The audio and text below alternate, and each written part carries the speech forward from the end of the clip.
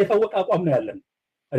ወደ ምንም በሚመለከት እኮ የሚገርም ነገር የእሱ ዲጂታል ካድሬዎች እኮ ቀደም ብሎ በእኔ በጻፏቸው መጽሐፎች ላይ ያስቀመጥኳቸውን ነገሮች እያነሱ እኮ አንዳርጋቸውም ይሄን ብሎ ነበር በሚል እኮ እስከ መተንተን ሄደዋል። ያለው ያለኝ አቋም ግልጽ ነው። የኤርትራ መንግስት ቀደም ብሎ ጽሁፎችን ማንበቧቸዋል፣ ያውቃቸዋል።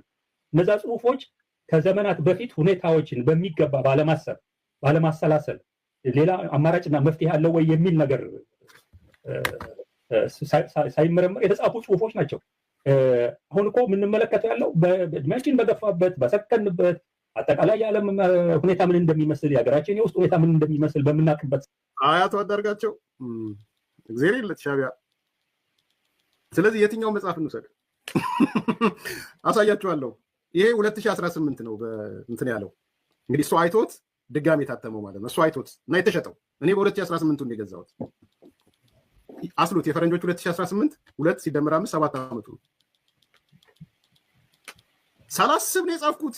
ሳላሰላስል ነው የጻፍኩት። ሳልመረምር ነው የጻፍኩት። ሳልሰክን ነው የጻፍኩት። በዘራችሁ አይድረስ ማለት ይሄ ነው። በዘራችሁ አይድረስ እያላችሁ ጻፉልኝ በእናታችሁ።